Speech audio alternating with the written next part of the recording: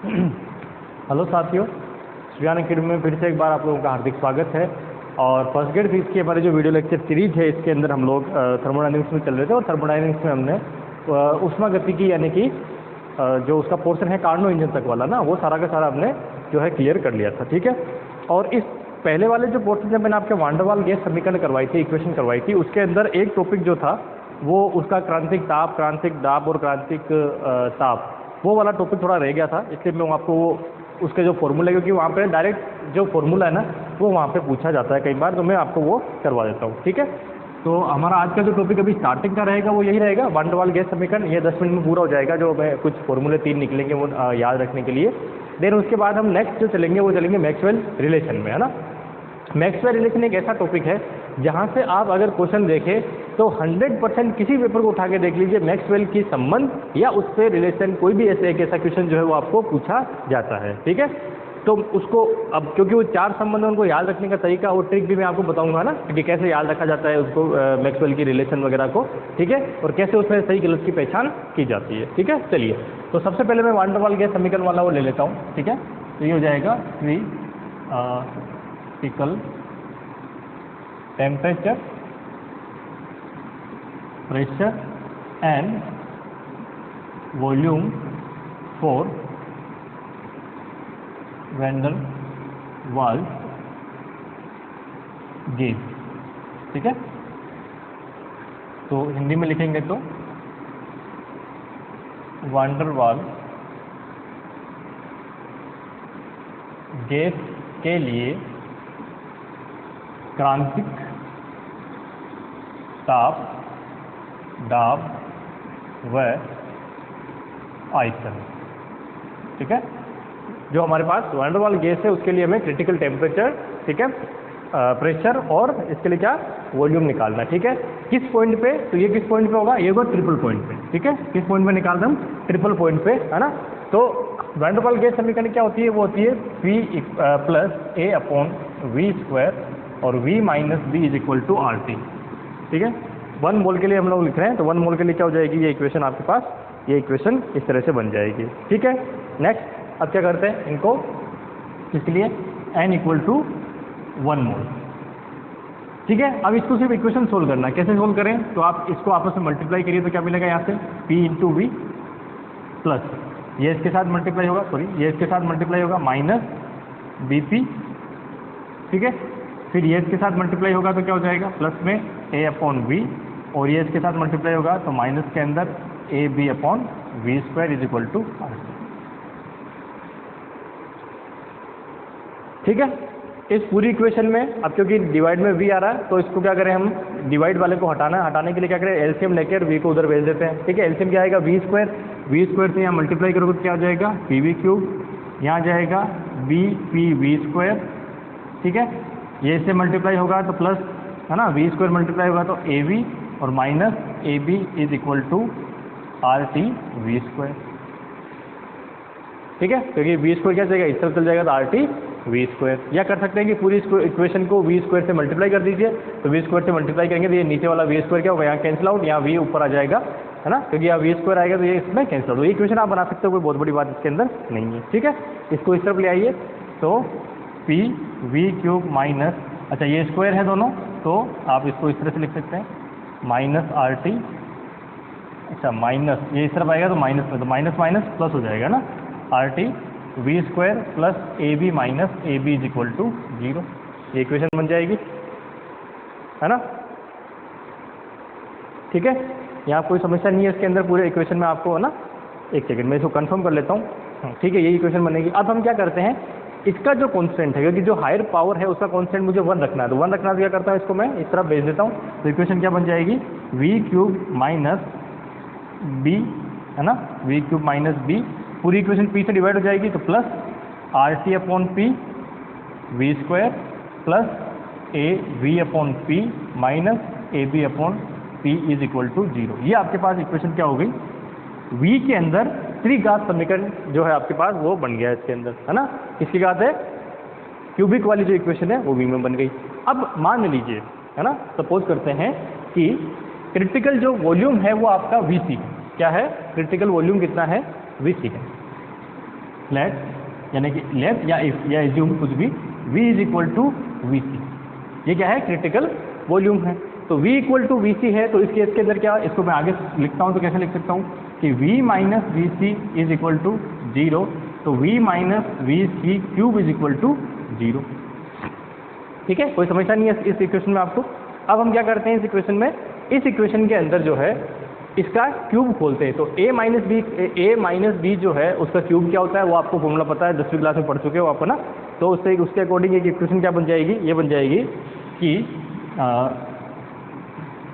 We cube minus V C cube, ठीक है, V cube minus V C cube, और उसके साथ में बनेगा माइनस 3v और v माइनस वी सी, ये फॉर्मूला बनता है।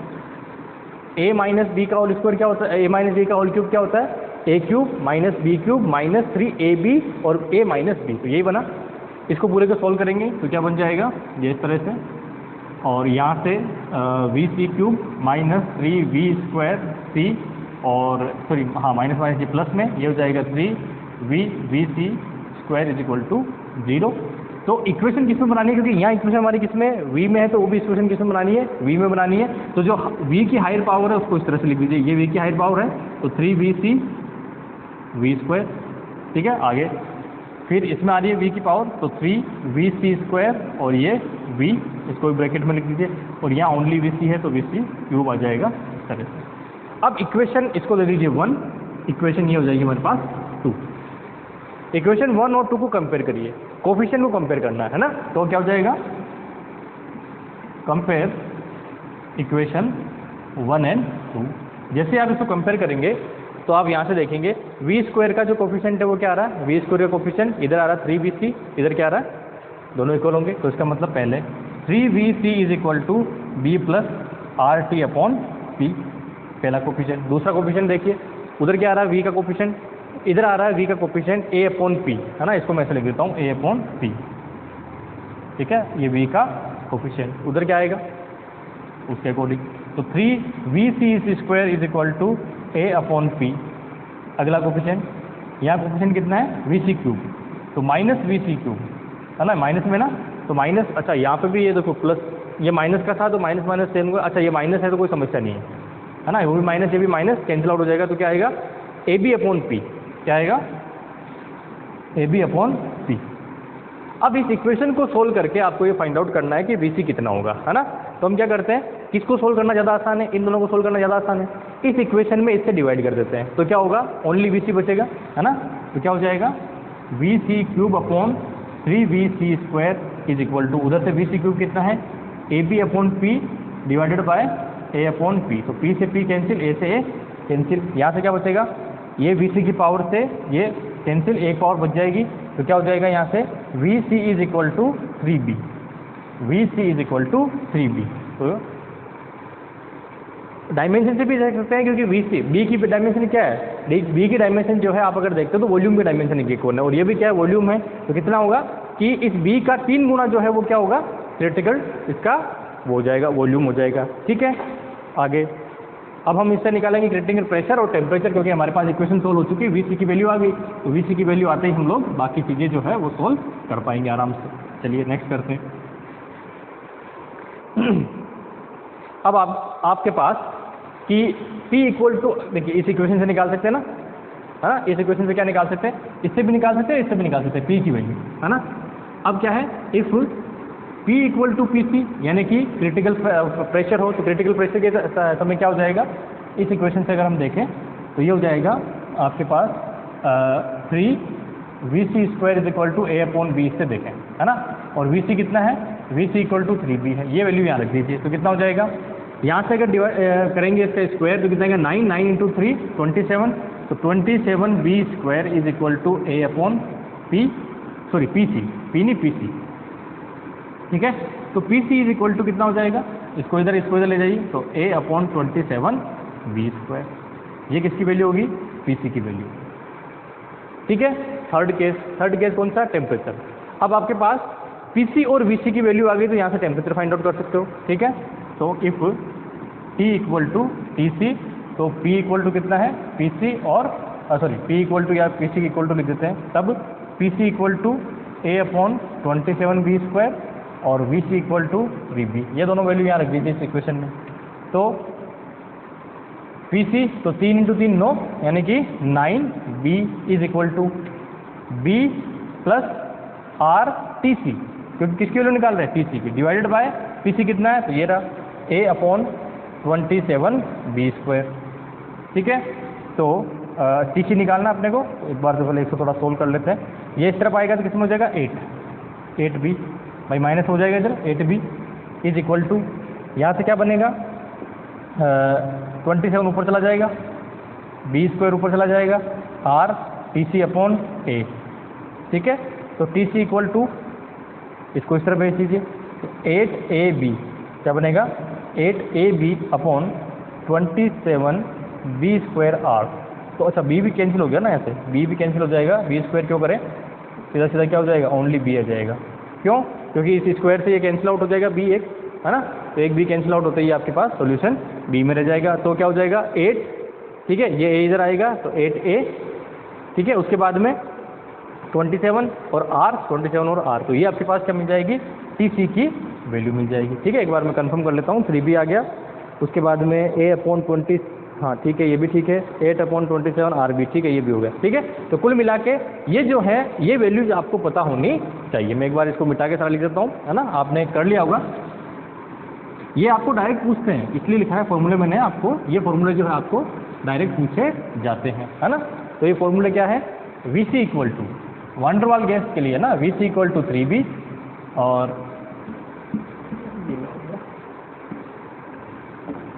पी सी इक्वल टू कितना था, a अपॉन 27b², यही था ना, a अपॉन 27b² और पी सी वी सी और टी सी इक्वल टू कितना आया था, वो आया था 8a अपॉन 27rb। ठीक है, 27rb, ये तीनों वैल्यू जो है आपको यहाँ पे मिल जाती है। अब इनसे एक चीज़ और निकलती है, क्या निकलती है कि r अपन क्या करते हैं कि टी सी जो है उसके अंदर, टीसी जो है उसके अंदर वीसी और पीसी का डिवाइड करते हैं, क्या वैल्यू मिलती है। टीसी के अंदर क्या करते हैं, वीसी और पीसी का डिवाइड करते हैं, क्या वैल्यू मिलती है। ठीक है, तो ये आ जाएगा 8a upon 27rb divided by, ठीक है, यहाँ से देखिए वीसी कितना है 3b इंटू पीसी कितना है a अपॉन 27b²। ठीक है, तो अब इसको पूरे को सोल्व करते हैं, तो हम ऐसे भी लिख सकते हैं rb इंटू ऊपर चला जाएगा 27b² डिवाइडेड बाय 3ba। ठीक है, तो इस a से ये कैंसिल, ये b² से ये b कैंसिल, 27 से 27 कैंसिल। ठीक है, तो बचा क्या, बचा ये कि T C upon V C P C is equal to, T C upon V C P C is equal to कितना बचा 8 अपॉन 3r। ठीक है, या फिर ये लिख सकते हैं कि R T C upon V C P C is equal to कितना आ जाएगा 8 अपॉन। ठीक है, तो कई बार ये वैल्यू भी जो है इंपॉर्टेंट लगा लेना, डायरेक्टली आपको पूछी जा सकती है कि ये किसके बराबर होता है। ठीक है, इसे क्या बोलते हैं, क्रांतिक गुणांक। ये क्या है हमारा क्रांतिक गुणांक। ठीक है, क्रिटिकल कोफिशिएंट।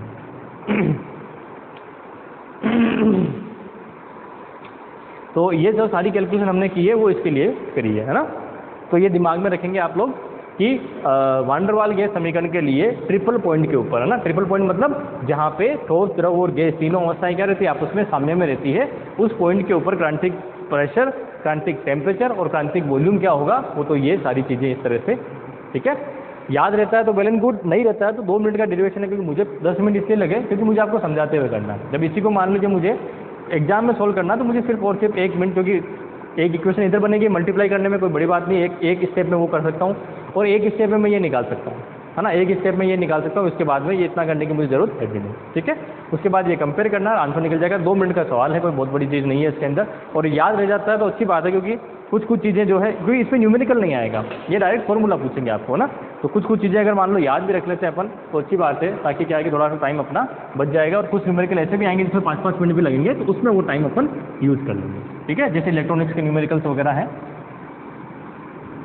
फिर उसके बाद में मैकेनिक्स वाले न्यूमेरिकल कुछ ऐसे होंगे जिसमें टाइम लगेगा आपको, है ना, और उसके बाद में जो इलेक्ट्रोमैग्नेटिक थ्योरी के जो आपके इक्वेशंस आएंगे, हाँ भाई बीएससी वाला पोर्शन आएगा तो डायरेक्ट सिंपल आप देखेंगे, क्वेश्चन पढ़ेंगे, आंसर लगाएंगे, यही रहेगा। उसके अलावा जो है 11th वाले जो टॉपिक है ना, उसके अंदर आपके न्यूमेरिकल्स आते रहते हैं। तो ये मेरा जो एक वंडरवॉल वाला जो था ये मैंने कंप्लीट करवा दिया। ये आपको आपके 11th वाली बुक में मिल जाएगा, है ना, और अगर आप बीएससी वाली बुक यूज़ कर रहे हैं तो उसमें भी मेरे ख्याल से ये मिल जाना चाहिए टॉपिक, है ना। ठीक है, चलिए अब मेरा जो मेन फोकस रहेगा वो फोकस रहेगा जो मैंने आपको थर्मोडायनेमिक्स जब स्टार्ट करी तो मैंने आपको कहा था थर्मोडायनेमिक्स चार चीज़ों पर डिपेंड करती है। तो थर्मोडायनेमिक्स को जो पोटेंशियल है उनके अपना अगला जो टॉपिक है वो है ऊष्मागतिकी। जो मैंने आपको स्टार्टिंग में जब पढ़ाया था, है ना, ऊष्मागतिकी के बारे में जब मैंने आपको कहा था तो मैंने कहा था 4 वेरिएबल और 4 वहाँ पे क्या 4 पोटेंशियल, है ना। तो वो पोटेंशियल है उनकी क्या क्या फॉर्मूले होते हैं, क्या क्या वैल्यू होती है, उसकी बात हम करेंगे ना। तो अगला हमारा टॉपिक ये लिख लीजिए, थर्मोडायनेमिक्स, थर्मोडायनेमिक पोटेंशियल। ठीक है, थर्मोडायनेमिक पोटेंशियल, ऊष्मागतिकी ऊर्जाएं, है ना। तो ऊष्मागतिकी में कौन कौन सी ऊर्जा आती है? तो सबसे पहली आती है वो कौन सी आती है? वो आती है D U equal to TdS minus PdV। ये क्या है? इंटरनल एनर्जी यानी कि आंतरिक ऊर्जा। ये क्या है? इंटरनल एनर्जी यानी कि आंतरिक ऊर्जा। ठीक है, दूसरी जो आती है उसे बोलते हैं हेल्महोल्ट्ज़ मुक्त ऊर्जा यानी कि हेल्महोल्ट्ज़ फ्री एनर्जी। ठीक है, किससे नोट करते हैं? एफ से। मैंने आपको उस टाइम सिर्फ नोटेशन लिखाए थे। ठीक है, तो ये क्या होती है? F is equal to U minus TS, F is equal to U minus TS। ठीक है, तीसरी एनर्जी जो होती है वो क्या होती है? तीसरी होती है उसे हम बोलते हैं एंट्रोपी यानी कि कुल ऊर्जा भी बोलते हैं ना। तीसरी क्या होती है? एंट्रोपी यानी कि कुल ऊर्जा। कुल ऊर्जा क्या होती है? जब हम किसी भी गैस को ऊर्जा दे रहे तो एक तो आंतरिक ऊर्जा में परिवर्तन प्लस किया गया कार्य, तो इसका मतलब U प्लस PV क्या होगी? U प्लस PV होगी। ठीक है, नेक्स्ट जो आपके पास मिलती है वो है गिब्स। तो गिब्स एनर्जी क्या होती है? 4th नंबर पे गिब्स एनर्जी जो होती है वो होती है H minus TS।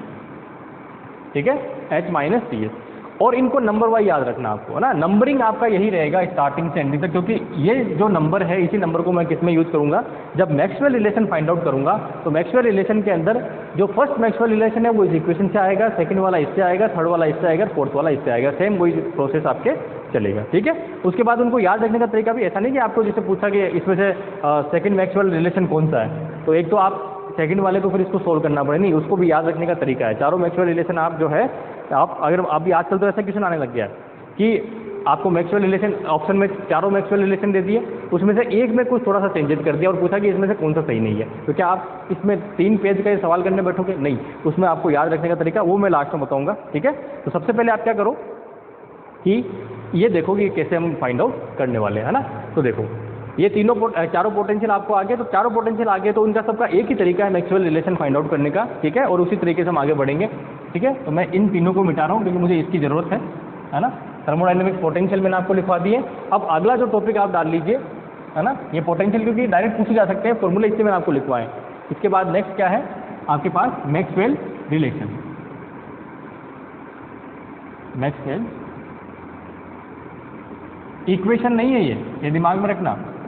Maxwell equation जो हम पढ़ते हैं वो कहाँ पढ़ते हैं? वो थर्मोडायनेमिक्स में या थ्योरी ऑफ रेडिएशन जो होती है हमारी, है ना, थर्मोडायनेमिक्स का इलेक्ट्रोडायनेमिक्स में ना। इलेक्ट्रोडायनेमिक्स में जहाँ पे हम क्या पढ़ते हैं? थ्योरी ऑफ रेडिएशन वगैरह पढ़ते हैं। रेडिएशन वाला जब हम टॉपिक जाते हैं तो उसके अंदर मैक्सवेल रिलेशन की वहाँ पे भी 4 पढ़ते हैं, और ये मैक्सवेल इक्वेशन पढ़ते हैं, वहाँ 4 पढ़ते हैं, और ये क्या मैक्सवेल रिलेशन। तो कंफ्यूज नहीं होना, रिलेशन जो है वो किसका पार्ट है? थर्मोडायनेमिक्स का, और जो आपके पास क्या बोलते हैं उसको इक्वेशन वाला पार्ट है वो किसका है? इलेक्ट्रोडायनेमिक्स का। ठीक है, ये दिमाग में रखें। दूसरा मैंने आपको क्या कहा था कि जो आपके पास मैक्सवेल रिलेशन है ना, उसका मतलब क्या है? वो 4 पोटेंशियल है, वो 4 पोटेंशियल किस तरह से डिपेंडेंसी करते हैं, यानी कि ये जो हम टॉपिक अभी 15-20 मिनट में करने वाले हैं ना, इसमें इतने सारे जो है फॉर्मूले बनते हैं, है ना, और उन फॉर्मूलों में से जो डायरेक्ट आपके फॉर्मूला पूछेंगे तो आपको दिमाग में रहना चाहिए कि क्या पूछा। तो अगर आपको ये अभी जो प्रोसेस में करवा रहा हूँ ये बहुत इंपॉर्टेंट है आपके लिए ना, मोस्ट इंपॉर्टेंट प्रोसेस है ये। क्या लगा लो इसको? Most important. क्यों? क्योंकि इसका सवाल 1 या 2 सवाल फिक्स से आपके आएंगे, कोई रोकने वाला नहीं है। ठीक है, चलिए तो यहाँ से स्टार्ट करते हैं कि मैक्सवेल रिलेशन जो है हम लोग कैसे फाइंड आउट करेंगे। तो सबसे पहले ये आपके पास मिल गया है ना, इसको क्या करते हैं?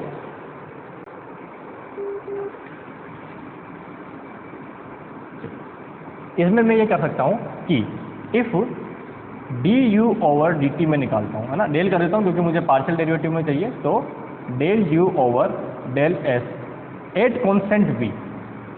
जो मैं यहाँ लिख रहा हूँ उसका मतलब क्या है, कांस्टेंट है ना, v क्या है, कांस्टेंट है। अगर ये कांस्टेंट है तो इसका मतलब ये कितना हुआ, 0। तो del u over del S क्या मिला, वो मिल जाएगा मुझे t के बराबर। Similarly del u over del v, है ना, ये v अलग से लिखा है और u अलग है ना, u थोड़ा सा ऐसे लिख देता हूँ, del u over del v at constant s, at constant s, है ना। तो क्या होगा, जो डिफरेंशिएशन वाला है ना, जो चेंज हो रहा है उसको कांस्टेंट रखना है, एस टी को कांस्टेंट मत रख देना, है ना। तो इसका मतलब ये 0, तो इसका मतलब आपको क्या मिलेगा, -t। ठीक है, अब क्या करते हैं, क्रॉस इनका डिफरेंशिएशन करते हैं। इसका किसके रेस्पेक्ट में करेंगे, v के रेस्पेक्ट में डिफरेंशिएशन, और इसका किसके रेस्पेक्ट में करेंगे, s के रेस्पेक्ट में डिफरेंशिएशन। ठीक है, तो यहाँ से करिए, तो डेल, भाई यही लिखोगे, अच्छा इसको मैं ऐसे भी लिख सकता हूँ कि डेल ओवर डेल v, ठीक है, जिसका इसमें हो रहा है क्रॉस आपको डिफरेंशिएशन करना है। तो क्या मिलेगा, del u over del S is equal to, यहाँ क्या हो जाएगा, del t over del v। तो इसको क्या लिख सकता हूँ, del u over del v del S is equal to del t over del v, del t over del v। Similarly यही प्रोसेस इधर कर लीजिए कि डेल ओवर डेल, अगर v में रेस्पेक्ट हो रहा है तो इसका अपोजिट वाला क्या है, क्रॉस में s है, तो s के रेस्पेक्ट में आप इसका डिफरेंशिएशन करिए, डेल p ओवर। ठीक है, अब अच्छा, आप अगर इसका किसके रेस्पेक्ट में कर रहे हैं, अगर आप इसका इसके रेस्पेक्ट में डिफरेंशिएट कर रहे हैं तो इसका मतलब यहाँ कांस्टेंट किसको मान के चल रहे हैं, यहाँ कांस्टेंट आप मान के चल रहे हैं किसको, s को। ठीक है, इधर आ जाइए, यहाँ जब इसका डिफरेंशिएट कर रहे हैं तो किसको कांस्टेंट मान के चल रहे हैं, यहाँ कांस्टेंट मान के चल रहे हैं v को, है ना। अब आगे डिफरेंशिएशन करेंगे तो क्या मिलेगा, del square u over del v del s is equal to, ठीक है, minus del p over del s। ठीक है, तो अब यहाँ से ये और ये दोनों एक दूसरे क्या होंगे, बराबर होंगे। ठीक है, तो क्या होगा, del square u over del v del s is equal to होगा del square u over del v del s के। ठीक है, ये इसके बराबर होगा। अब ये बराबर होगा, इसका मतलब यहाँ से क्या निकल जाएगा कि इसको रखूँ तो del t over del v, अच्छा मैं इसको क्योंकि लिखने के टाइम में ऐसे लिखूँगा कि del p over del s at constant v is equal to होगा del t over del v, ठीक है, एट कॉन्स्टेंट s। इसे हम बोलते हैं, अच्छा माइनस साइन के साथ में, है ना, विद माइनस साइन, ये होगा मैक्सवेल्स फर्स्ट रिलेशन।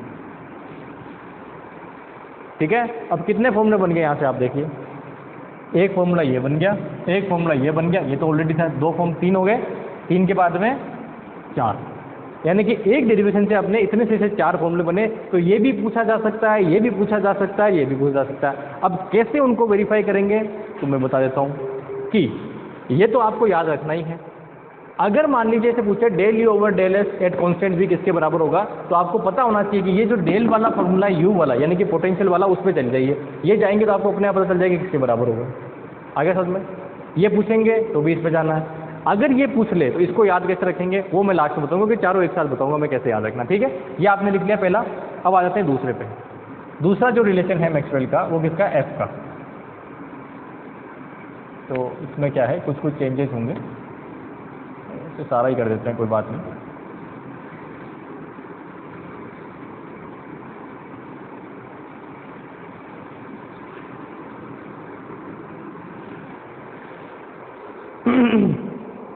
अगला क्या है, अगला है हमारे पास f is equal to U minus T S, ये था। अब क्या करिए, पहले तो इसका टोटल डेरिवेटिव करिए, तो क्या आएगा, D F is equal to, ये क्या मिलेगा, D U minus T D S minus S T, यही होगा। अब क्योंकि डी यू मुझे पता है, डी यू यहाँ पे रहना नहीं चाहिए, तो डी यू कितना है, डी यू मुझे पता है वो है T D S minus V D V, वो यहाँ रख दीजिए। तो जैसे ही आप यहाँ रखोगे तो क्या हो जाएगा, T D S minus P D V minus T D S और एस टी डी। ये T D S cancel out, plus minus तो D F is equal to क्या हो गया, माइनस पी डी वी और माइनस एस। बस ये important है। यहाँ से हमारा वही प्रोसेस स्टार्ट होगा जो पहले वाला था। क्या प्रोसेस है? वो प्रोसेस ये है कि del F over del V at constant T, del F over del V at constant T, ये कॉन्स्टेंट रखते ही 0, तो क्या मिला, minus T.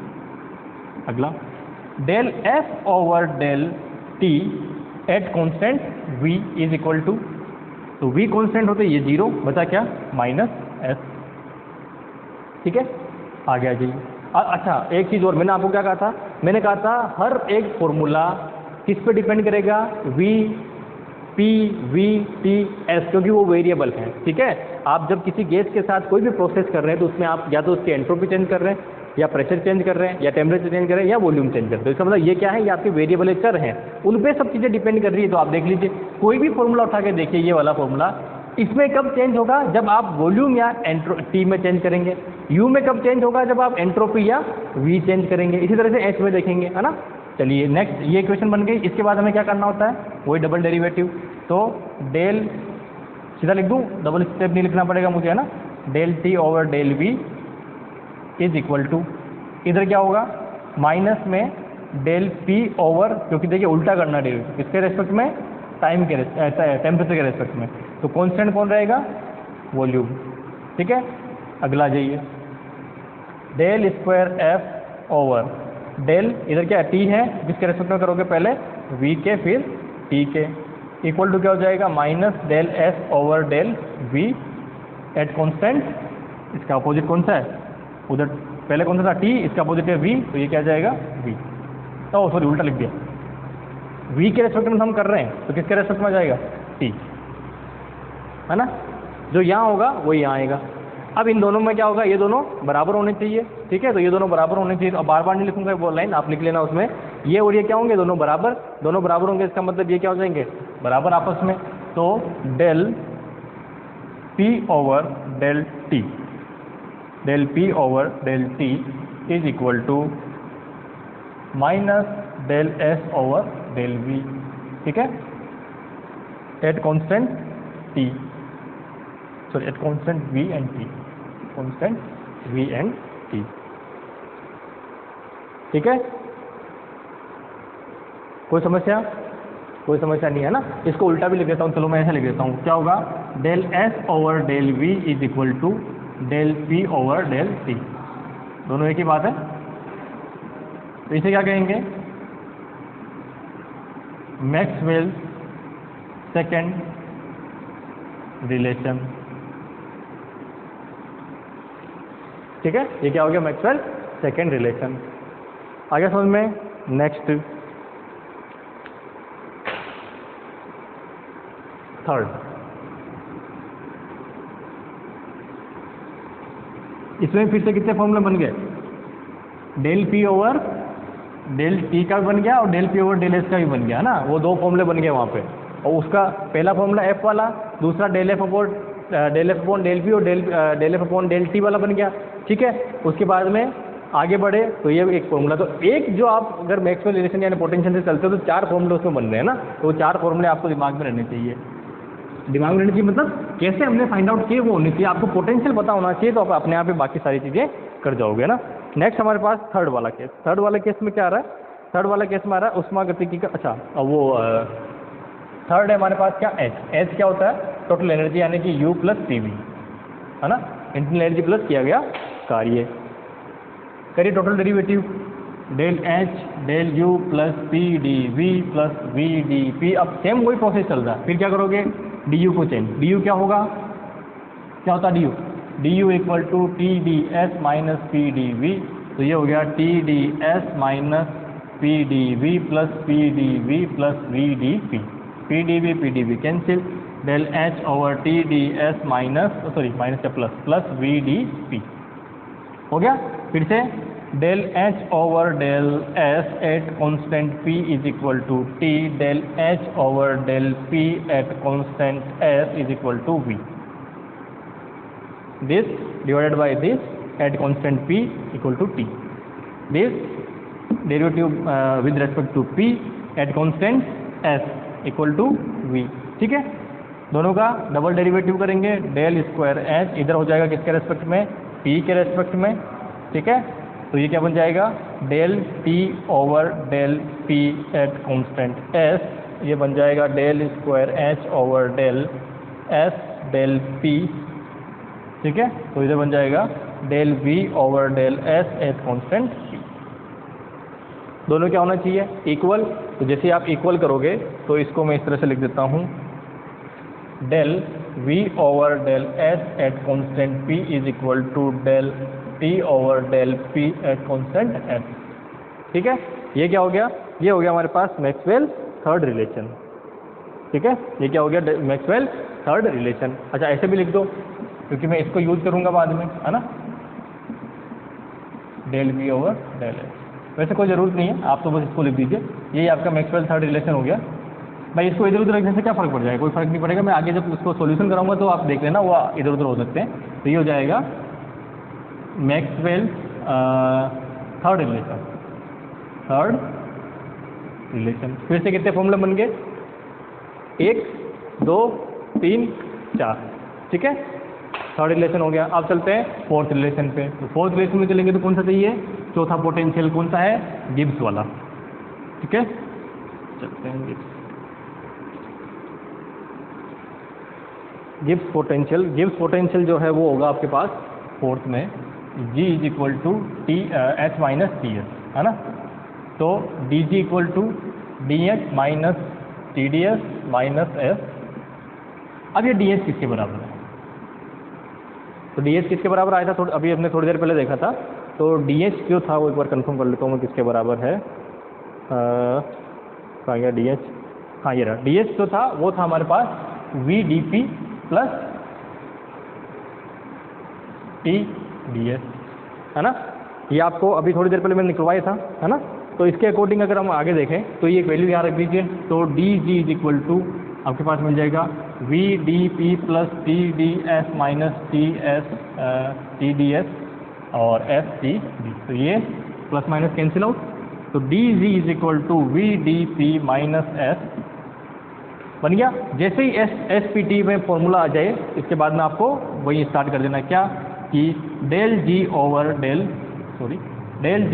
Del P at constant T is equal to V और del G over del T at constant P is equal to minus S. फिर double derivative del square G over, इधर क्या P है तो इसमें T के respect में पहले करेंगे, ठीक है। जब टी के रेस्पेक्ट में करेंगे तो पी क्या रहेगा, कांस्टेंट। तो ये आ गया हमारे पास, सॉरी पी आ गया कांस्टेंट। इधर del square G over P के रेस्पेक्ट में है तो किसके रेस्पेक्ट में करेंगे, पी के रेस्पेक्ट में, ठीक है। पी के रेस्पेक्ट में करेंगे तो आपका टी क्या रह जाएगा, कांस्टेंट।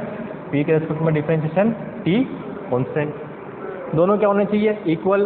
तो क्या बन जाएगा, del S over del P is equal to minus del V over del T. ये कांस्टेंट है टी पे, ये कांस्टेंट है पी पे। ये मैक्सवेल फोर्थ रिलेशन। अब मैक्सवेल लिख देना आप, फोर्थ रिलेशन, ठीक है। ये क्या, मैक्सवेल का फोर्थ रिलेशन। तो कुल मिला के जितने भी रिलेशन थे वो हमने चारों रिलेशन फाइंड आउट कर लिए हैं। फिर से कितने फॉर्मूले बने, 1 2 3 4। तो कुल मिला के आपके पास ऐसे फॉर्मूले जो हैं 4 पोटेंशियल से हमने 4 × 4 यानी कि 16 फॉर्मूले बनाए। इन 16 में से एग्जाम में कोई सा भी फॉर्मूला दिया जा सकता है और मैक्सिमम लोग जब इन 16 में से कोई फॉर्मूला आता है तो कन्फ्यूजन में रहते हैं और कन्फ्यूजन में ही टिक करके आते हैं, रटने की कोशिश करते हैं, रटना नहीं है। आपको एग्जाम में किसके रेस्पेक्ट में दिया है, जब आपको जी के रेस्पेक्ट में दिया है तो बाकी सबको भूल जाओ, बस ये सॉल्यूशन करो, ठीक है। अगर मैक्सवेल के नाम से पूछा कि कौन सा रिलेशन है तो हमें इन चारों पे जाना है। अब इन चारों को याद कैसे रखें, सबसे इंपॉर्टेंट चीज़ क्या है, इन चारों को याद कैसे रखें, है ना। तो सबसे पहले मैं इन चारों को एक साइड लिख लेता हूँ, फिर आपको इसको बताता हूँ तरीका क्या होता है कि याद रखने का, है ना। तो इनको याद रखने का तरीका उस पर चलते हैं।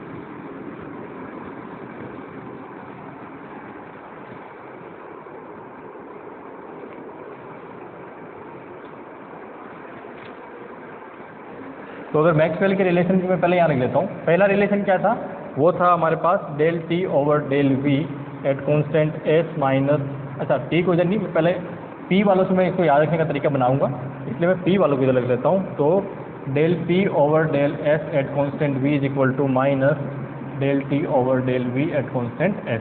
ठीक है, दूसरा था हमारे पास, वो था del S over del V at constant T is equal to del P over del T at constant V. ठीक है, तीसरा जो फॉर्मूला है वो है डेल टी ओवर टी भी नहीं, एस वाला लेना, तो del V over del S at constant V is equal to del T over del P at constant S. ठीक है, ये हो गया।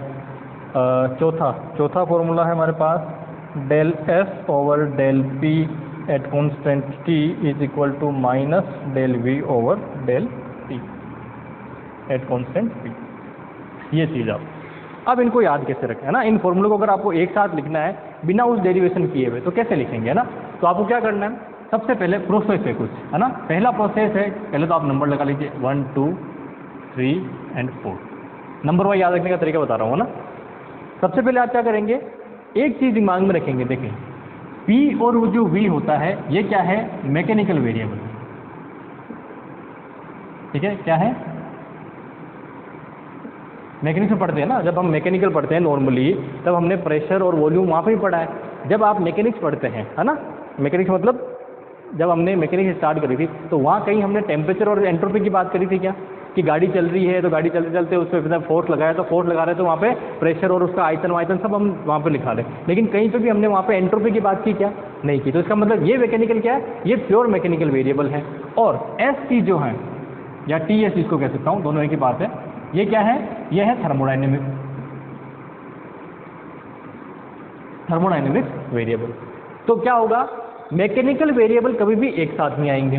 पहला कंसेप्ट क्या है, ये दोनों जो है आपस में, यानी कि ऐसा कभी नहीं होगा कि del P over del V आपको मिल जाए, del P over del V मिल जाए, del V over del P मिल जाए, यानी कि इनका आपस के अंदर कोई रिलेशन यहाँ इस मैक्सवेल रिलेशन में नहीं मिलेगा आपको। ठीक है, पहली चीज़। दूसरा, टी ऐसे ही टी और एस का आपस में ऐसा नहीं होगा डेल टी और डेल एस मिल जाए, नहीं, कभी नहीं मिलेगा।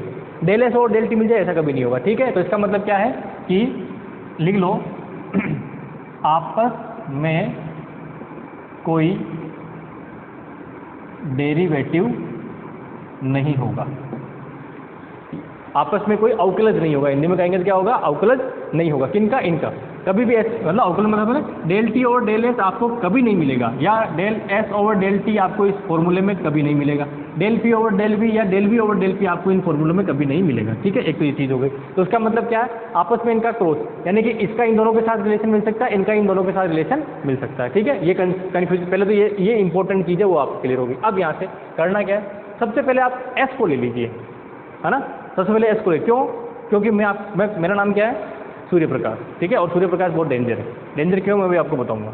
ठीक है, तो एस जो है वो सबसे डेंजर है, उसको आप उठा लीजिए। तो सबसे पहले आप क्या करेंगे, फर्स्ट डेरिवेटिव बनाने के लिए डेल ओवर डेल एस, इसका डेरिवेटिव, इसका उल्टा कर दीजिए, डेल एस ओवर डेल, अगले में डेल ओवर डेल एस, और अगले में डेल एस ओवर डेल, ये लिख दीजिए। लिख दिए, ये सबसे important, del over del S, del S over del, del over del S और डेल एस ओवर डेल। ये प्रोसेस पहला प्रोसेस हुआ। आप इसको लिखने के हिसाब से कैसे भी लिख सकते हैं, है ना। सबसे पहले क्या करेंगे, एस को लेंगे, एस को लेकर इस तरह से हम लिखेंगे।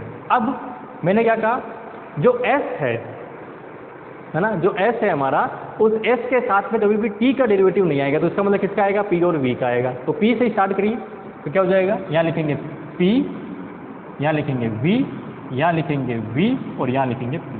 तो क्या लिखा हमने सेकंड प्रोसेस में, P V V P, P V V P हमने लिखा। तो जहाँ खाली स्थान था वहाँ लिख दिया। ठीक है, चलिए बराबर में क्या करेंगे, तो बराबर में हमेशा क्या आएगा, इसका क्रॉस। क्रॉस मतलब S यहाँ डिवाइड में, तो वहाँ क्या आएगा, इसका अपोजिट वाला। भाई ये दोनों हमने ले लिए, तो इसका मतलब अब V और T है वहाँ पे आएगा। तो क्या आएगा, तो यहाँ से ले जाइए, तो ये हो जाएगा डेल टी, यानी कि क्रॉस में ले जाइए, है ना, डेल वी, मैकेनिकल वाले में से आ जाइए। वी के क्रॉस में क्या चलेगा, डेल पी, एस के क्रॉस में डेल टी, इसके क्रॉस में एस है तो del T del P, cross में डेल पी है तो पी का del T, sorry del P का वी, है ना, पी भी है ना, तो वी मैकेनिकल आएगा ऊपर, नीचे आ जाएगा ये। ठीक है, बन गया। चलिए अब नेक्स्ट इधर जो है वो यहाँ कांस्टेंट, यहाँ जो है वो यहाँ कांस्टेंट, ठीक है। यहाँ जो है वो यहाँ कांस्टेंट, ये वाला यहाँ कांस्टेंट। अगला ये वाला, इसमें P कांस्टेंट और इसमें S कांस्टेंट। इसमें P कांस्टेंट तो इसमें T कांस्टेंट। अब बचा क्या? माइनस चिन्ह। तो SP यानी कि सूर्य प्रकाश, SP डेंजर है, ठीक है। तो डेंजर है तो उसको क्या करोगे? माइनस करोगे। जो डेंजर है उसको क्या करोगे? माइनस करोगे। तो माइनस कर दीजिए। SP एक साथ आ रहा ना, SP या PS, मतलब SP मतलब जो S और P दोनों अगर एक साथ आ रहे हैं तो उसका मतलब वो डेंजर है। तो यहाँ देखिए आप एक साथ आ रहे हैं PS, तो ये माइनस साइन। यहाँ S इधर आ रहा है, P इधर आ रहा है, एक साथ नहीं आ रहे, छोड़ दीजिए। यहाँ S इधर आ रहा है, P इधर आ रहा है, छोड़ दीजिए। यहाँ SP साथ एक साथ आ रहा है, माइनस साइन लगा दीजिए। तो कुल मिला के आपके पास क्या होंगे? ये बने मैक्सवेल रिलेशन याद रखने के तरीके। पहले क्या करेंगे? डेल ओवर डेल एस, नीचे से स्टार्ट करेंगे। डेल ओवर डेल एस, फिर डेल एस ओवर डेल, फिर डेल ओवर डेल एस और डेल एस ओवर डेल। फिर उसके बाद में क्योंकि एस लिया है तो इसके साथ में ये टी कभी नहीं आएगा, कौन से आएंगे? ये दोनों आएंगे। तो क्या याद रखोगे? P V V P. तो पी वी वी पी, फिर उसके बाद क्रॉस कर दीजिए, क्रॉस के अंदर सारे लिख दीजिए, आंसर आपके पास अपने आप आ जाएगा। अब आप तो उधर से वेरीफाई कर लीजिए। पहला रिलेशन क्या यही आ रहा है? क्या सेम आ रहा है?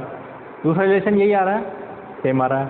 तीसरा रिलेशन यही आ रहा है, ठीक है। चौथा रिलेशन यही आ रहा है विद माइनस साइन। पहले और चौथे माइनस साइन क्यों आ रहा है? क्योंकि एसपी क्या है? डेंजर है, खतरनाक है, तो इसलिए आ रहा है, ठीक है। हो गया तरीका रखने का याद। अब आप इस तरीके से अगर याद रख लोगे, आप अपना तरीका बना सकते हो। ये मैंने अपना बनाया था, है ना। जब यूजी करते ही थोड़े टाइम बाद जब कंपटीशन की जब तैयारी करने लगे थे तो उसमें देखे ऐसे क्वेश्चन आते हैं तो उनको कैसे याद रखने का, तो अपना तरीका हो गया मैक्सवेल रिलेशन का, ठीक है। वैसे आप जीके पढ़ते हो तो उसमें तो सारे याद रखने के तरीके होते हैं, वो इतने तरीके हो जाते हैं कि सब गड़बड़ होकर भूल जाते हैं ना।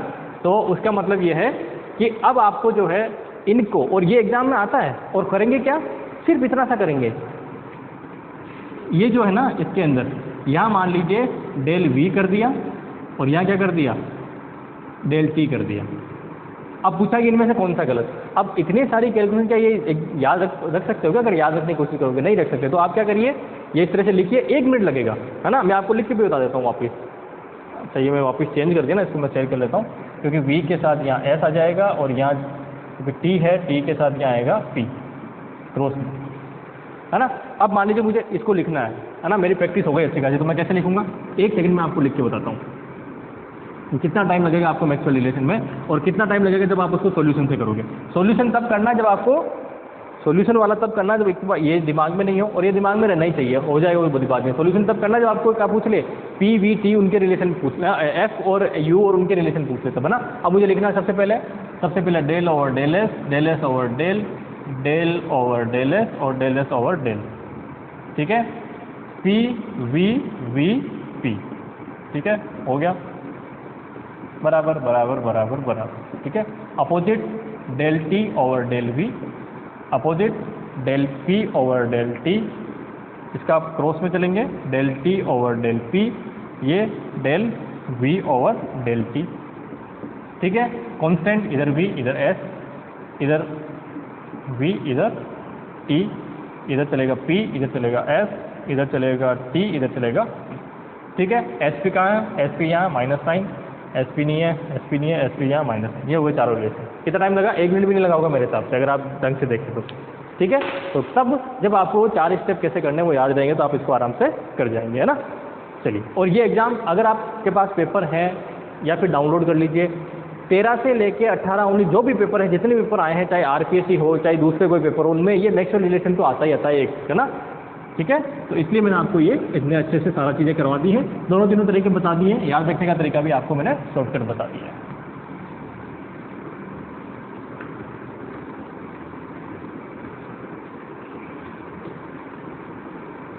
अब इस मैक्सवेल रिलेशन से एक इक्वेशन बनती है, क्लासियस-क्लैपेरॉन इक्वेशन, वो मैं यहाँ पे आपको लिखवाना चाहूँगा। सेकंड जो हमारा वो है उससे बनती है ना, उसी का एक है पार्ट अगला, क्लासियस-क्लैपेरॉन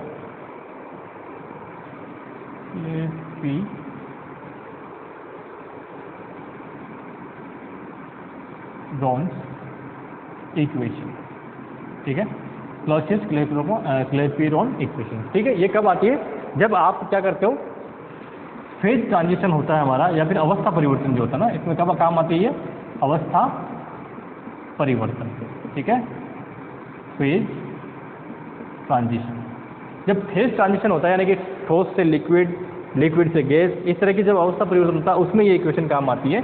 और इसमें हम जो है सेकंड मैक्सवेल इक्वेशन से स्टार्ट करेंगे। सेकंड मैक्सवेल रिलेशन, सॉरी मैं इक्वेशन बोल देता हूँ, यहाँ हम रिलेशन की बात करेंगे, इक्वेशन यहाँ कहीं नहीं आएगी थर्मोडायनेमिक्स में। ठीक है, तो सेकंड मैक्सवेल रिलेशन जो है वो क्या था, उससे हम स्टार्ट करेंगे del S over del V वाला, है ना। सेकंड था del S over del V, इसका अपोजिट ले जाएंगे तो del P over del T at constant T at constant V, S के साथ नहीं तो माइनस साइन नहीं आएगा। ठीक है, इससे हम लोग क्या है स्टार्ट करेंगे। दोनों तरफ क्या करते हैं, इसको सबसे पहले टी से गुणा कर देते हैं। तो जैसे मल्टीप्लाई करोगे इक्वेशन बनेगी ये, और T del P over del T at constant V. ठीक है, अब यहाँ से हम क्या जानते हैं कि डी क्यू इक्वल टू क्या होता है, टी डी एस। तो इस इक्वेशन में मैं क्या लिख सकता हूँ कि del Q over del V at constant T is equal to T del P over del T at constant V. ठीक है, ये बन गई इक्वेशन। इसके आगे अब अगर फेज ट्रांजिशन यहाँ हो रहा है तो क्या होगा, जब फेज ट्रांजिशन होता है तो एनर्जी किसमें होती है, कौन सी एनर्जी होती है, लेटेंट हीट। ये क्या है, लेटेंट हीट। वो एनर्जी कौन सी होती है, फेज ट्रांजिशन में जो एनर्जी हम बोलते हैं कौन सी, लेटेंट हीट बोलते हैं ना। लेटेंट हीट मतलब जो भी उसकी गुप्त ऊष्मा है ना, ये क्या है, लेटेंट हीट यानी कि गुप्त ऊष्मा। ठीक है, क्योंकि फेज ट्रांजिशन हो रहा है लिक्विड से, अगर आप सॉलिड से अगर लिक्विड बन रहे हो, ठीक है, तो क्या हुआ, फेज ट्रांजिशन, उसमें एनर्जी काम आई। ठीक है, लिक्विड से गैस में जा रहे हो तो क्या हुआ, फेज ट्रांजिशन, टेम्परेचर फिक्स है उसका लेकिन फेज ट्रांजिशन हो रहा है। ठीक है, तो यहाँ से क्या हो गया, जब यहाँ से हम बात करते हैं इसकी तो अच्छा एक चीज़ और, डेल वी क्या हो जाएगा, क्योंकि वहाँ वॉल्यूम सडन चेंज होता है ना, तो कितना हो जाएगा भाई, अगर मान लीजिए लिक्विड से पानी को गर्म किया आपने, भाप बनाया, तो भाप बनाते भाप का वॉल्यूम क्या होगा, पानी से बहुत ज़्यादा, तो इसका मतलब ये क्या है, चेंज इन वॉल्यूम हो गया। तो इस इक्वेशन को मैं थोड़ा सा मॉडिफाई कर सकता हूँ, क्या कर सकता हूँ कि del P over del T at constant V is equal to, ठीक है, ये क्या हो जाएगा, लेटेंट हीट एल, थोड़ा अच्छे से लिख देते हैं, V2 माइनस V1। यही इक्वेशन जो है इसे हम क्या बोलते हैं, क्लॉसियस-क्लोरीपन इक्वेशन। क्या बोलते हैं, क्लॉसियस-क्लोरीपन इक्वेशन, है ना। तो क्लॉसियस-क्लोरीपन इक्वेशन जो है ये, इस पे न्यूमेरिकल क्वेश्चन आता है, ये डायरेक्ट भी पूछते हैं, लेकिन इस पे मैंने देखा है इंपॉर्टेंट है किसके लिए, न्यूमेरिकल के लिए। आप एग्जाम पेपर पिछले पेपर उठा के देखेंगे तो आप देखेंगे कि इससे आपको कोई ना कोई न्यूमेरिकल आपको मिल जाएगा ना। इस पे न्यूमेरिकल हर एक एग्जाम में लगभग पूछा ही जाता है, तो ये आप इंपॉर्टेंट लगा लेना, क्लॉसियस-क्लोरीपन इक्वेशन। और ये कहाँ है, दिमाग में रखना। अब क्या होता है कि जब अब जैसे सारे न्यूमेरिकल्स में पी वी टी और ये सब दे देंगे तो आप कंफ्यूज हो, क्योंकि ये पहले भी तो हमने ऐसे लेटेंट हीट वाली इक्वेशन की, तो वो तो आप सोचोगे वो वाला होगा, लेकिन वो भी नहीं है। जहाँ पे आपको एक चीज़ दिमाग में रखनी है, लेटेंट हीट के साथ साथ, और अगर फेज ट्रांजिशन हो रहा है, लेटेंट हीट दे रखी है उसके अंदर और वॉल्यूम में चेंज दे रखा है ना, और उसमें क्या पूछा है, प्रेशर में चेंज, टेम्परेचर में चेंज भी गिवन है या पूछा है, तो आपको दिमाग में रखना है कि इस तरह की चीज़ होगी, change in pressure, change in temperature, change in volume, latent heat, सब कुछ है, तो क्लॉसियस-क्लोरीपन इक्वेशन लगने वाली है। बस आपको ये दिमाग में रखना है ना। एक मैं इसका क्वेश्चन करवा देता हूँ ताकि आपको ये ध्यान रहेगा कि कैसा क्वेश्चन इसका आता है क्लॉसियस-क्लोरीपन इक्वेशन का, अगर इसमें करवाया हुआ होगा कहीं तो। हम बहुत सारे एग्जाम्पल दे रखे हैं, चलिए यही देख लेते हैं हम लोग।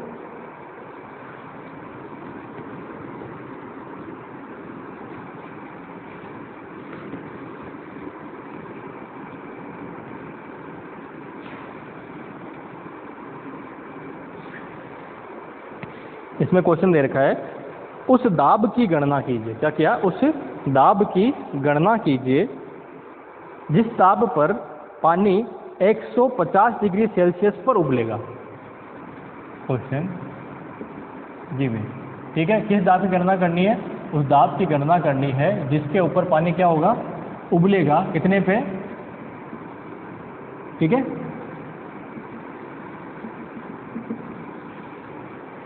ठीक है, पानी क्या हो रहा है, उबलेगा, यानी कि क्या, वेपर में कर रहा है, वेपराइजेशन हो रहा है उसका, ठीक है।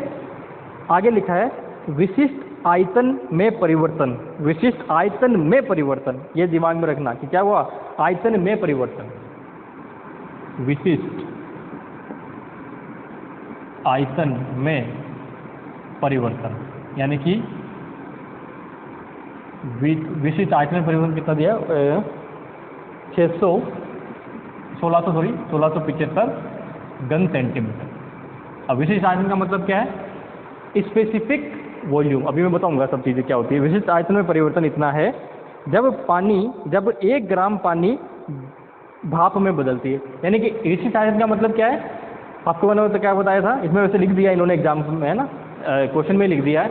इसका मतलब ये है कि 1 घन सेंटीमीटर अगर पानी लेते हैं, विशिष्ट आयतन का मतलब, जैसे विशिष्ट ऊष्मा थी, उसमें क्या था कि विशिष्ट ऊष्मा का मतलब है कि एक जो यूनिट मास है किसी भी पदार्थ का, उसका टेम्परेचर आप कितना राइज करते हो, 1 डिग्री राइज करते हो तब, ठीक है। और ये क्या कह रहा है, ये कह रहा है कि 1 घन सेंटीमीटर वॉल्यूम है, उसको अगर आप क्या करते हो, आयतन में परिवर्तन जो होता है वो कितना हो रहा है, इतना हो रहा है इसमें, ठीक है। चलिए नेक्स्ट, तो इसका मतलब पहले कितना था, पहले 1 घन सेंटीमीटर था, अब जब भाप बना तो कितना हो गया, ये हो गया। तो इसका मतलब ये क्या है मेरा V2, और V1 कितना होगा 1, समझ पा रहे हो। यानी कि अगर आप 1 घन सेंटीमीटर पानी लेते हैं, पानी को उबालने पे कितनी हो गई, भाप की जो आयतन है वो कितना हो गया, इतना हो गया, ठीक है। आप ये समझ के होंगे। अगला देखिए, भाप की गुप्त ऊष्मा लेटेंट हीट कितनी दे दी, ये कैलोरी में दिया है, कैलोरी पर ग्राम में दी है, ठीक है। नेक्स्ट, अच्छा जे भी दे दिया है क्वेश्चन में आपको, मतलब हर चीज़ इन्फॉर्मेशन दे रखी है। जे दे रखा है जूल पर कैलोरी, ठीक है, क्यों दिया उसका रीजन है। फिर उसके बाद में वायुमंडलीय दाब, वायुमंडलीय दाब को क्या बोलते हैं, एटीएम, कितना होता है 10⁶ न्यूटन पर मीटर स्क्वायर, ठीक है।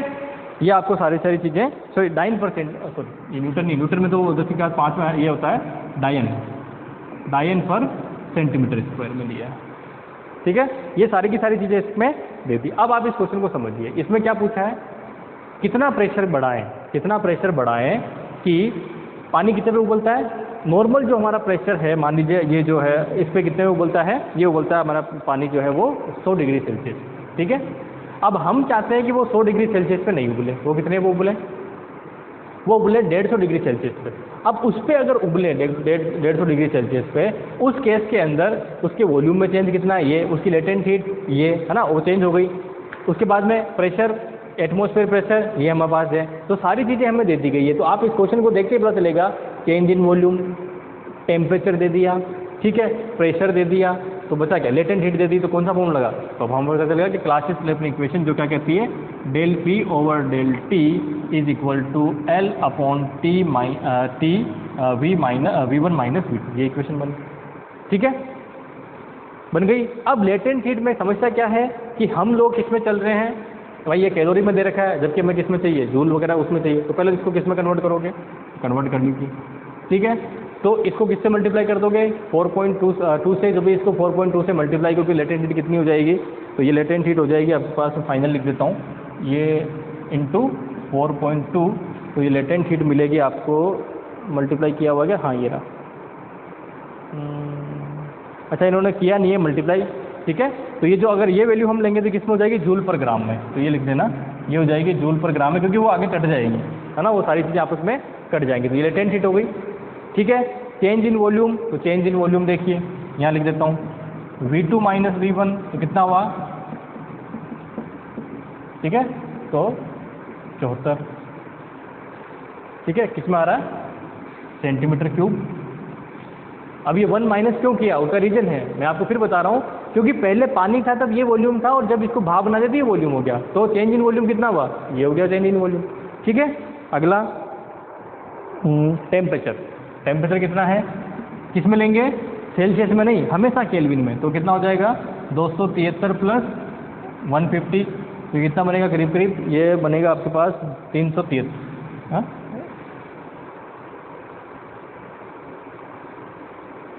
अच्छा सॉरी, ये बनेगा क्योंकि पहले पानी कितने पे था ना, सॉरी T1 जो होगा, T1 कितना होगा, पानी कितने पे पिघलता है अपने, पानी कितने पे बनता है वो, है ना, ये बनता है 273 प्लस 100, ठीक है, तो कितना हुआ 373 केल्विन, ठीक है। अब कितने पे उबल रहा है पानी? अब उबल रहा है 150 पे, ठीक है। अब यह पानी का केस दिया ना, इसलिए ये T1 नहीं दिया। अगर पानी के लिए कोई दूसरा अगर पदार्थ लेते तो क्या उसके लिए अपने को पता नहीं, हर किसी के लिए तो पता नहीं है, पानी के लिए तो पता होता है, तो उसमें आपको ये दोनों चीज़ देते हैं। तो कितना हो जाएगा 273 प्लस 150, ठीक है। तो कितना हो जाएगा 273 प्लस अगर 150 में देखूँ तो आपको मिलेगा ये, में जोड़ देते हैं 273 प्लस 150, तो 273 प्लस 150 तो 3 और 2 और ये आ जाएगा 3 और 4 है ना केल्विन, तो 423 केल्विन, ठीक है। तो डेल्टा टी कितना हो जाएगा? डेल्टा टी इक्वल टू, ये माइनस करेंगे तो आपको कितना मिलेगा? ये मिलेगा माइनस 373 इक्वल टू करीब 50 डिग्री, है ना। ये कितना मिल जाएगा? 50 केल्विन। तो डेल्टा टी मिल गया। अब आपको क्या निकालना है? Change in pressure delta P, change in pressure delta P. तो ये सारी वैल्यू यहाँ रख दीजिए, ठीक है। तो delta P is equal to क्या हो जाएगा? एल, एल कितना है आप देखिए 450 इंटू 4.2 इंटू ये डेल्टा टी उधर जाएगा तो चेंज इन इसमें कितना हुआ 50 डिग्री का। टेम्परेचर कितना है, किस पे कर रहे हैं हम? इसके ऊपर, ठीक है। टेम्परेचर हमारा कितना होगा 373 पे, है ना। तो 373 इंटू V2 माइनस V1 कितना है? तो V2 माइनस V1 है 1674। इस पूरे को सोल्व कर लीजिए, मैं फाइनल वैल्यू देख देता हूँ। जो फाइनल वैल्यू इसकी आएगी वो आएगी आपके पास, अच्छा डाइन पर सेंटीमीटर में इसको करेंगे, है ना। 10 की घात 7, 10 की घात 7 कहाँ से आया है?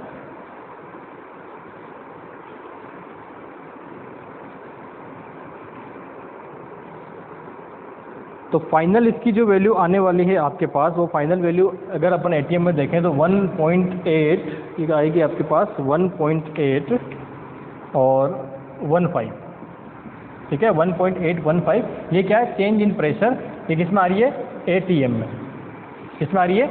एटीएम में। जब आप इसको एटीएम में आ रही है वैल्यू तो इसको कन्वर्ट किस में? एटीएम में कन्वर्ट करने के लिए क्या करोगे? 10 की घात पहले डाइन में निकालोगे, तो डाइन में वैल्यू निकालोगे तो यहाँ आएगी 10 की घात 7, ठीक है। तो किस में आएगा? यह आएगा डायन पर सेंटीमीटर स्क्वायर, ठीक है। फिर इसको एटीएम में बदलोगे तो क्या करोगे? इसमें 10 की घात, जैसे मान लीजिए जो भी वैल्यू आएगी इसमें सारी डायरेक्ट वैल्यू की मैं कैलकुलेशन तो करूँगा नहीं, है ना। तो आपको क्या करना है, और आपको इस तरह की कैलकुलेशन देंगे कि आपस में कर सकें, ठीक है। या फिर आपको ये करना है कि इस तरह का जो क्वेश्चन आए ना, जो भी इसका हो, क्योंकि ये न्यूमेरिकल जो है, ये न्यूमेरिकल बड़ा लेंथी रहेगा कैलकुलेशन के मामले में, इसके मामले में नहीं, किसके मामले में? कैलकुलेशन के मामले में। तो ऐसे क्वेश्चन को आप लास्ट में करें, ठीक है, जब आपके पास टाइम बचे, क्योंकि ये क्वेश्चन आपके जब आप अब वो तो बताओ मुझे, इससे गुणा भाग करोगे तो कितना आपको वो समस्या रहेगी, ठीक है। तो ये डाइन में आ गया। उसके बाद में डेल पी, ठीक है, किसमें निकालोगे? एटीएम में निकालोगे तो क्या करोगे? उसका भाग दोगे। 1 एटीएम इक्वल टू ये होता है, तो वो इसका भाग दोगे तो ये आपके पास एक और चीज़ आएगी इसमें, 10 की घात 7 डिवाइडेड बाय 373 इंटू 10, ये, और इसको डिवाइड करोगे 10 की घात 6 से। क्यों? क्योंकि आप इसको किस में बदलोगे? एटीएम पर सेंटीमीटर स्क्वायर में बदलोगे, ठीक है। तो एटीएम पर सेंटीमीटर स्क्वायर में बदलोगे तो इक्वेशन ये बनेगी। इसको जब सोल्व करोगे तो फाइनल आंसर जो आपको मिलने वाला है डेल पी ओ कितना मिलने वाला है? 1.8, कितना लिखा था? 1.85 है क्या? 1.815, ठीक है। तो ये तो हुआ चेंज इन प्रेशर। और पहले प्रेशर कितना था? पहले प्रेशर कितना था? पहले था 1 एटीएम, ठीक है। तो पी कितना हो गया? P2 जो नया आएगा वो कितना होगा? P1 plus delta P. P1 कितना होगा? 1 ATM, 1 plus 1.85 equal to 2.815 ATM इसका आंसर हो जाएगा, ठीक है। तो ये जो न्यूमेरिकल है, मैं आपको फिर से कह रहा हूँ, मैं सिर्फ एक ही न्यूमेरिकल करवाने वाला हूँ, क्योंकि इसमें सारी की सारी कैलकुलेशन है। इसमें ऐसा कुछ भी नहीं है कि आपको जो है बहुत कंसेप्ट की ज़रूरत पड़ेगी। सिंपल सी बात है, या तो ये पूछेंगे या ये पूछेंगे, ठीक है, या इनमें चेंज पूछ लेंगे तो सिर्फ ये चीज़ें होंगी। सिर्फ इतना सी चीज़ है और कुछ ज़्यादा इसमें चीज़ पूछी नहीं जाती है। इसका न्यूमेरिकल आता है, मैं ये भी नहीं कह रहा कि नहीं आता, इसका न्यूमेरिकल आता है और ऐसा ही न्यूमेरिकल आता है, इसमें कोई चेंजेस नहीं रहता न्यूमेरिकल में। तो इस न्यूमेरिकल की आप प्रैक्टिस करिए, मैं आपको बाद में और होगा टाइम तो अपने पास और प्रैक्टिस करवा दूंगा इसकी, लेकिन प्रैक्टिस जैसा कुछ है नहीं इसमें।